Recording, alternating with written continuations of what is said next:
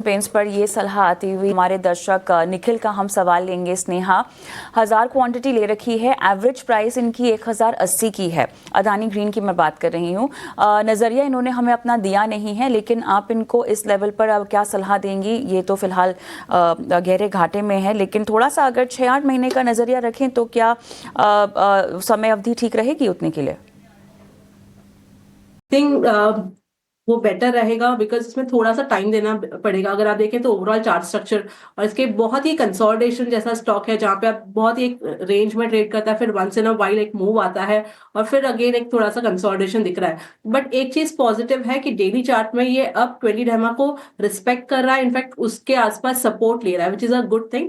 मेरा मानना है यहाँ से एक अगर तेजी आती है 980 का लेवल वॉच करना है। 980-85 ये जोन निकल जाता है तो पॉसिबिलिटी कि थोड़ा मोमेंटम बेस्ड बाइंग आ सकता है, जहां पे काउंटर 1050 से लेके 1100 तक के लेवल्स दिखा दे।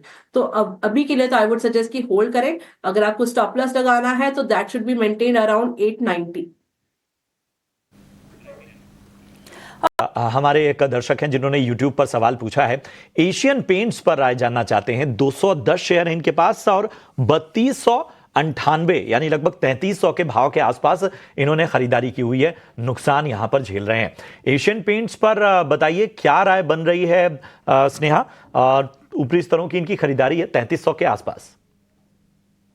अगर आप इसका चार्ट स्ट्रक्चर देखें तो ये काफी समय से एक रेंज में ही ट्रेड कर रहा है, कंसोलिडेशन जैसा दिख रहा है। अपसाइड पे मेरा मानना है 2400 के आसपास एक इमीडिएट हर्डल है।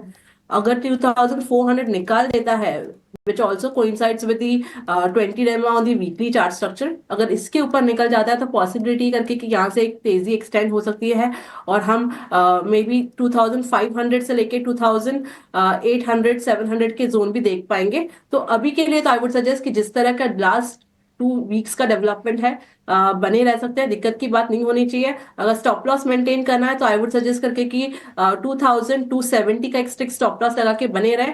पहला टारगेट जैसे कि मैंने आपको बताया 2500 का रहेगा एंड देन 2800 की पॉसिबिलिटी है।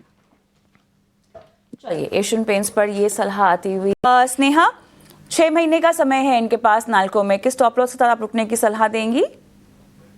अगर आप देखें कविता, स्टॉक में करेक्शन है, थोड़ा प्रेशर जरूर है, बट अगर आप वीकली चार्ट स्ट्रक्चर देखें तो एक अच्छा सपोर्ट जोन है अराउंड 165-167 के जोन के आसपास, जो कि एक 89A में है on the weekly chart structure.